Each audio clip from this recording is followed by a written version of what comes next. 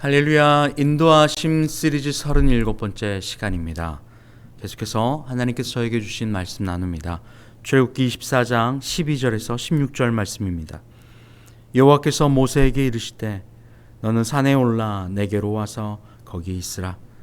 내가 그들을 가르치도록 내가 율법과 계명을 친히 기록한 돌판을 내게 주리라.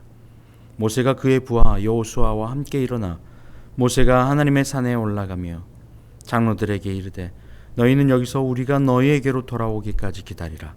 아론과 훌이 너희와 함께하리니 무릇 일이 있는 자는 그들에게로 나아갈지니라 하고 모세가 산에 오르매 구름이 산을 가리며 여호와의 영광이 시내산 위에 머무르고 구름이 엿새 동안 산을 가리더니 일곱째 날에 여호와께서 구름 가운데서 모세를 부르시니라.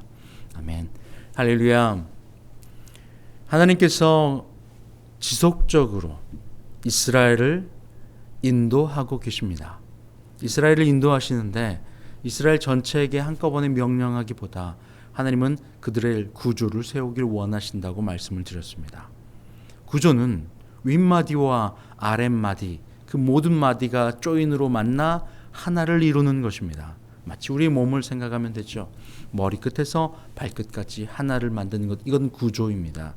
건축을 할 때도 그 구조 아래 그 프레임을 세우지 않으면 완전한 건축물이 되지 못합니다. 아프리카 르완다도 마찬가지고 탄자니아, 케냐도 마찬가지인데 그들은 크게 집을 지을 때 단열을 신경 쓰지 않습니다. 동남아시아에 있는 많은 나라들도 이와 마찬가지죠. 지난주에 저희 시찰회 목사님들과 함께 베트남 하노이에 방문했다 왔습니다. 거기에 있는 집들을 바라보는데 마치 동남아시아에 있는 집들 그리고 아프리카에 있는 집들이 거의 비슷하다는 생각이 들었어요. 왜냐하면 그들은 단열을 신경 쓰지 않거든요. 프레임을 올리고 그 구조를 세운 이후에 벽은 벽돌로 막기도 하고 뭐 다른 것으로 막기도 하고 하는 것을 봅니다. 철로 막기도 하고 그렇게 큰 단열이 필요 없기 때문이죠.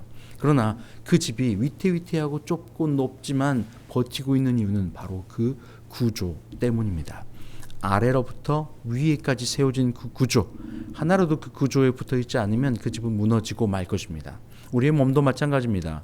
많은 사람들이 다리가 아프다, 뭐가 어렵다라고 하는 것은 우리의 몸을 세우고 있는 이 척추의 기립근, 이 척추와 우리 모든 뼈를 연결하고 있는 이 구조가 틀어졌을 때 일어나는 일들이기도 합니다. 구조는 너무나도 중요하죠. 모세를 통하여 하나님은 그 구조를 세우길 원하셨고 그 구조 안에 이스라엘 모든 백성들이 다 머물러 있게 됩니다. 그리고 구조를 세우고 나면요, 무엇이 필요합니까? 몸이 만들어지고 나면, 건물이 만들어지고 나면 이것을 운용하고 완성시키는 게 필요하죠. 그것이 하나님이 구조를 세우고 그 구조 안에서 이스라엘 백성들에게 이제 그 구조 안에서 머물러 건강하고 완성시키시기 위하여 무엇을 주시냐? 바로 말씀을 주고 있는 장면입니다. 우리가 그렇게 생각하면 쉽게 이해할 수 있습니다. 출애굽기 20장에서 하나님이 모세를 통하여 이스라엘 백성에게 10계명을 주셨죠. 그런데 우리는 하나님께서 이스라엘 백성에게 10계명만 주신 것으로 생각할 수 있습니다. 그런데요, 말씀 20장 21절 이하부터 시작해서 출애굽기 23장 33절까지 많은 자세한 법들을 사실은 하나님이 허락하여 주셨습니다. 모세에게 말이에요. 몇 장에 걸쳐서 주신 그 법은 사회법이기도 하고 도덕법이기도 하고 하나님 앞에 어떻게 예배를 드릴지 제의법이기도 합니다. 그리고 일상을 다루는 세세한 모든 규례들을 하나님이 자세히 주십니다. 서로 다툼이 있을 때 어떻게 할지, 건강이 안 좋을 때 어떻게 할지, 교육은 어떻게 할지, 어떻게 사회를 운영해 나갈지, 하나님 앞에 예배하러 나올 때는 무엇을 어떻게 가지고 어떤 자세로 나와야 될지 등 이 땅에 존재하는 수많은 사람들이 살아갈 그 이스라엘 백성들이 하나님의 구조 아래 한 몸을 이루고 살아갈 머리로부터 발끝까지 내려질 그 명령의 체계, 신경의 체계를 세우고 있는 장면입니다. 특별히 이 출애굽기 3장에 걸쳐서 있는 이 말씀뿐 아니라 사실은 레위기, 출애굽기 다음에 있는 그 레위기 말씀 전체가 모세를 통하여 하나님이 이스라엘 백성에게 주고 있는 말씀입니다. 하나님의 말씀이 얼마나 세세하고 자세한지요. 모든 걸 다루고 있습니다.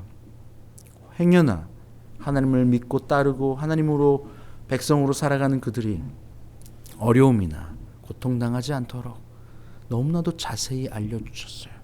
그러니 우리가 삶을 살아가다가 하나님 이건 어떻게 해야 되죠? 저건 어떻게 해야 되죠? 묻기도 하지만 하나님이 이미 말씀을 통해서 우리가 어떻게 살아가야 될지, 무엇 때문에 걱정할지 말지를 하나님이 다 알려놓으셨어요. 하나님은 우리의 삶에 모두한 그런 세세한 호흡까지도 다 알고 계시는 분이십니다. 머리로부터 발끝까지 구조가 세워졌다면 이것을 움직이는 건 소프트웨어입니다.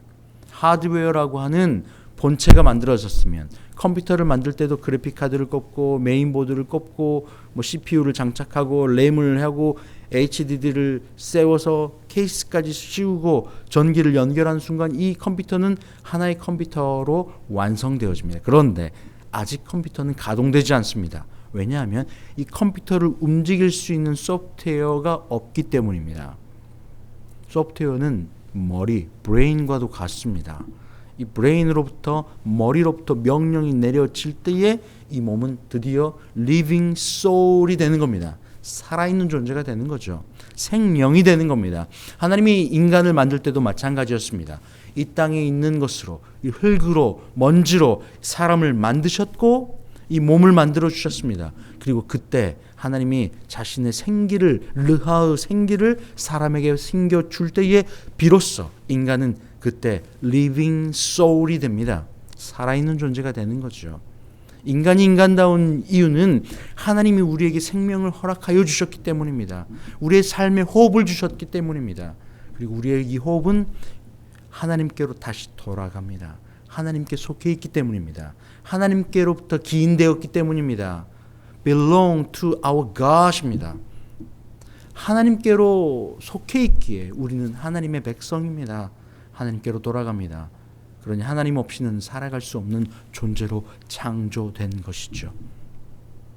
그런 그 인간이 죄로 말미암아 하나님을 떠나버립니다. 하나님께로부터 기인됐고 하나님 없이는 살아갈 수 없는 인간이 하나님을 멀리해버려요. 하나님을 떠나버립니다. 하나님과 단절되어져 버립니다. 그러니 어떻게 돼요? 스스로 살기 위해 애써야 하죠.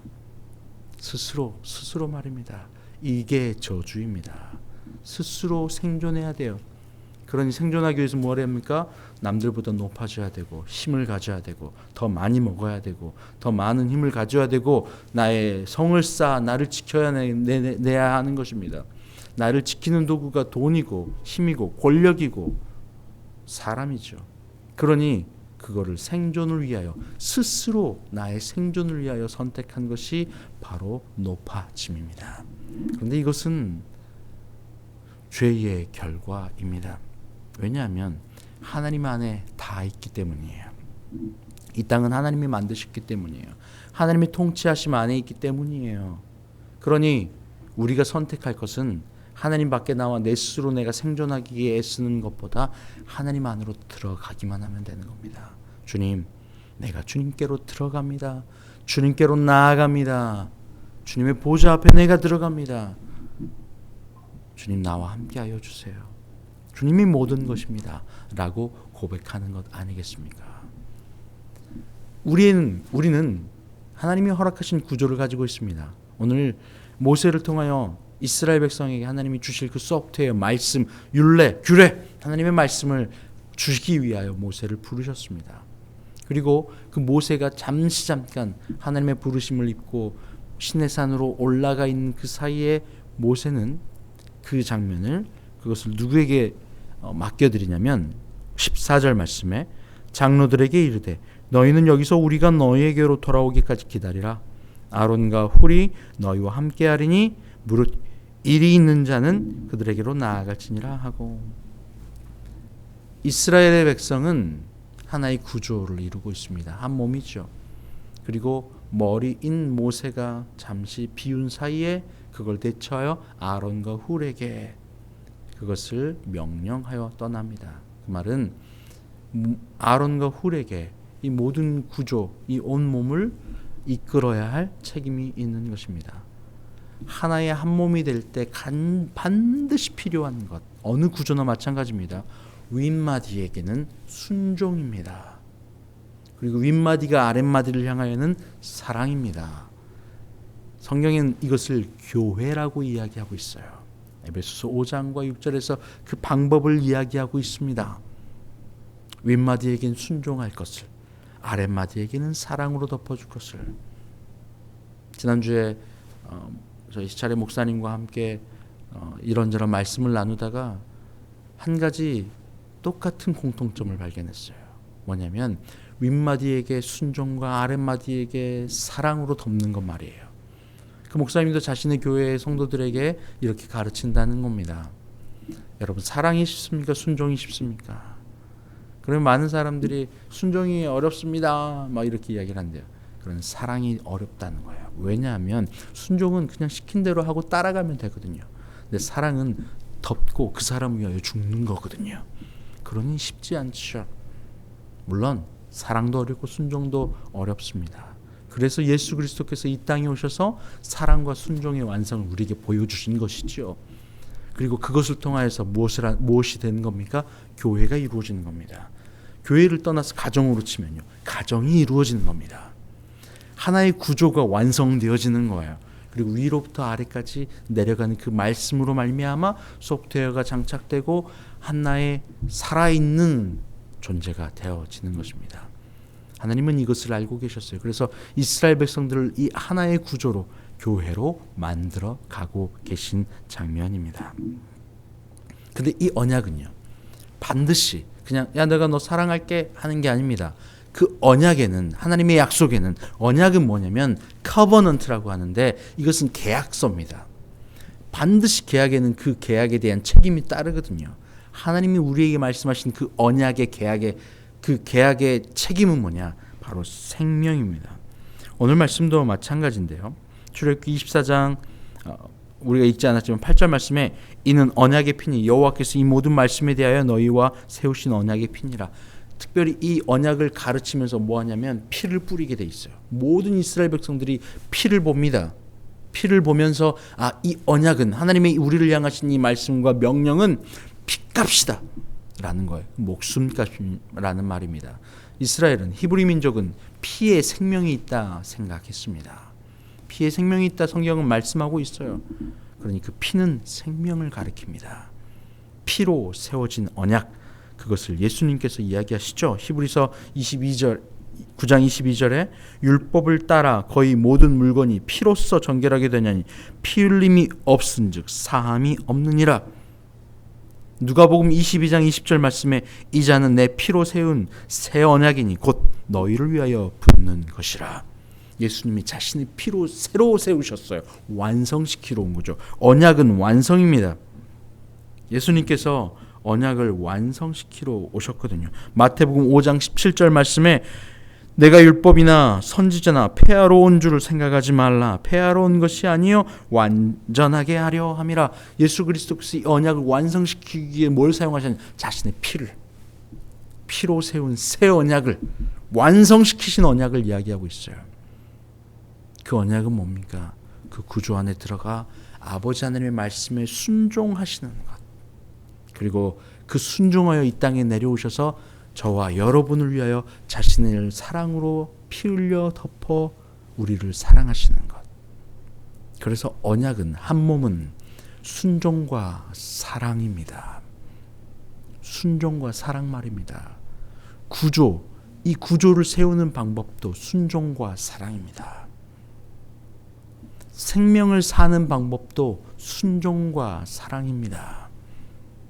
여러분, 이 순종과 사랑, 가정에서 남편은 아내를 사랑하는 거예요. 자신의 목숨을 내어주며 사랑하는 거예요. 아내는 자신이 죽기까지 순종하신 예수 그리스도처럼 나의 뜻을 죽기까지 죽여 나의 주군인 남편을 순종하여 가는 거예요. 내가 스스로 나를 낮추기를 선택하는 거예요.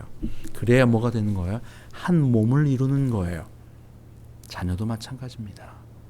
그래서 이 한 몸을 이루어질 때 그 가정은 구조가 세워진 거예요. 집이 세워진 거죠. 그 집을 다스리기 위해서 뭐가 필요한 겁니까? 하나님의 말씀이 들어오는 겁니다. 그때 그 가정은 뭡니까? 집이 세워졌고 하나님이 거하시니 그곳이 천국이죠. 초막이나 궁궐이나 주 예수와 동행하면 그 어디나 하늘나라. 내 영혼이 은총 입어 중한 죄짐 벗고 보니 주 예수와 동행하니 그 어디나 하늘나라. 할렐루야 찬양하세. 내 모든 죄 사함 받고 주 예수와 동행하니 그 어디나 하늘나라. 할렐루야. 우리가 세우는 그 집, 그 구조는 순종과 사랑의 구조입니다. 그리고 그 구조 안에 세워진 집에 하나님이 거하시는 것이 말씀이죠. 그때에 그곳이 그 어디나 천국 하늘나라입니다. 여러분이 천국을 매일 사시기를 주의 이름으로 축복합니다. 하나님 감사합니다. 천국을 살아가길 원합니다. 그 방법을 말씀을 통하여 보여주시는데 저희는 그 말씀을 따라 새기기보다 나의 뜻과 나의 육신의 생각을 따라갈 때가 많습니다. 주님, 천국을 세워가게 저희들을 붙잡아 주시옵소서. 예수님의 이름으로 기도합니다. 아멘. 이제는 우리 주님 예수 그리스도의 은혜와 아버지 하나님의 크신 사랑하심과 성령의 교통하심이 이 시간 하나님의 말씀의 구조 안에 들어가 천국을 살아가길 원하는 주님의 모든 자녀들 위해 이제부터 영원토록 함께하옵시기를 간절히 축원하옵나이다. 아멘.